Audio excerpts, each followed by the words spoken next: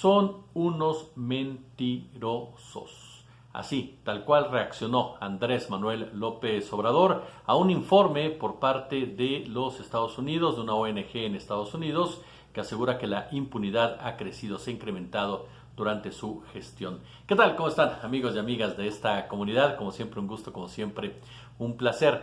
Y es un tema que tiene bastante carnita, bastante fondo y diversas aristas. Y yo comenzaría por preguntar, ¿de verdad vamos a seguir creyendo esta enorme falacia de que Estados Unidos está preocupado por lo que pasa en México? ¿Está preocupado por la democracia? ¿Está preocupado por la inseguridad? ¿Está preocupado por la violencia en contra de periodistas? ¿De verdad vamos a seguir dándole a Estados Unidos el papel de policía del mundo? Un papel en el cual ha fracasado rotundamente, o más bien dicho, ha quedado desnudado, que lo hace, que lo realiza, que lo practica, que lo protagoniza por sus propios intereses. Me sorprende mucho cómo hay voces que de inmediato, cuando en Estados Unidos surge una crítica, le dan muchísimo juego, muchísimo juego. Son cajas de resonancia. Y es cierto, en el tema de la impunidad tenemos que analizarlo desde el punto de vista de la Fiscalía General de la República. ¿Qué está haciendo un personaje como Alejandro Hertz Manero? ¿De dónde procede? Y aquí el cuestionamiento para López Obrador es ¿por qué lo aguanta?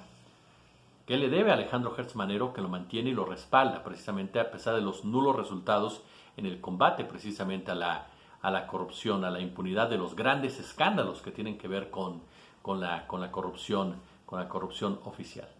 Pero esta campaña, porque es una campaña completamente de las diversas ONGs de Estados Unidos, de representantes, de legisladores, de medios de comunicación, tiene como fondo cobrarle al gobierno de la cuarta T su atrevimiento de ir en contra de los intereses que desde hace más de 35 años han venido postulando los integrantes de los neoconservadores, sin importar si son republicanos, sin importar si son demócratas. Este grupo de políticos, empresarios que responden a los intereses del gran capital, que convirtieron al presidente de Estados Unidos, reitero, sin importar de quién se trate, en un mero administrador, y que ellos han aceptado de manera dócil, porque a final de cuentas también forman parte de una oligarquía que se ve beneficiada por la economía criminal, totalmente insensible, totalmente deshumanizada, ¿no? En donde el ser humano, las grandes mayorías, pues son simplemente números. Las reformas que tienen que ver con la energía eléctrica, que tienen que ver con los combustibles, que tienen que ver con el litio, no cayeron nada, pero nada bien en transnacionales norteamericanas, en grupos de interés que ya se estaban frotando las manos precisamente para explotar, como acostumbran, los recursos naturales de nuestro país, y que al momento que López Obrador les pone un freno, en ese momento comienza, si hacemos un poquito de historia, comienzan entonces los cuestionamientos constantes, que la violencia en contra de los periodistas. ¿Cuándo Estados Unidos se había manifestado en contra de la violencia hacia los periodistas? ¿Cuántas veces Estados Unidos levantó la mano durante el sexenio de Enrique Peña Nieto, que era una constante dar a conocer información relacionada con actos de censura, con actos de violencia? ¿Cuándo Estados Unidos cuestionó al principal depredador de la prensa en este país, que son los políticos, que son los funcionarios públicos? ¿Cuándo lo había hecho? Cuando la DEA había salido a decir Estado de México no nos está ayudando en el tema del fentanilo, no hace lo suficiente para combatir a los cárteles de la droga, Sinaloa y Jalisco Nueva Generación, el cártel de Sinaloa metía toneladas de droga durante los sexenios de Peña Nieto y Felipe Calderón. ¿Y cuándo Estados Unidos se puso en ese plan? La molestia, por supuesto, se da porque Hugo López-Gatell, subsecretario de Salud, sacó del tema de la salud a transnacionales, a farmacéuticas que estaban haciendo negocio en nuestro país y que son las mismas de una u otra manera o vinculadas con la crisis del fentanilo. La DEA, por supuesto, reacciona así porque el gobierno de López Obrador le quitó los beneficios que tenían durante la gestión de Peña Nieto y sobre todo de Calderón, en donde literal, en estos 2 sexenios la DEA dormía en nuestro país y hacía lo que le venía completamente en gana. Entonces, en ese momento que López Obrador les pone un alto, ahora resulta que ya el gobierno mexicano pues ya no es un gobierno amigo, ya es un gobierno que obstaculiza, ¿no? Hay gente que dice, no, los abrazos no balazos. Ok, perfectamente. Díganme si la estrategia de Felipe Calderón al Peña Nieto ayudó en algo.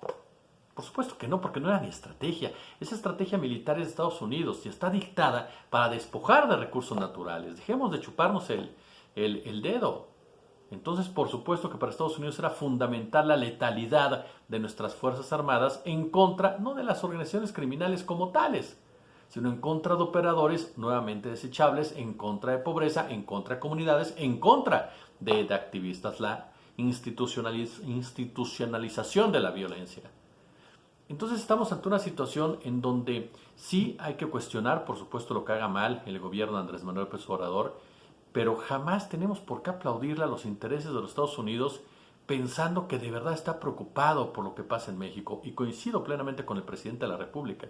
Son unos mentirosos que siguen creyendo que son policías del mundo, que siguen creyendo firmemente en la doctrina Monroe y que están dispuestos a hacer lo que sea necesario para obtener sus propios beneficios. Lo triste es que en México hay gente que no es mexicana y no quiero apelar al nacionalismo barato, no, pero sí me parece que hay gente que responde demasiado a lo que procede de la Unión Americana y no porque se sientan gringos, no, sino porque son parte de un sistema económico que ha regido tantos años el planeta y que ha beneficiado a tan pocos. Ellos forman parte en diferentes capas de ese poder y por lo tanto anhelan que vuelva a sentarse en la silla del águila. Como siempre un gusto, como siempre un placer.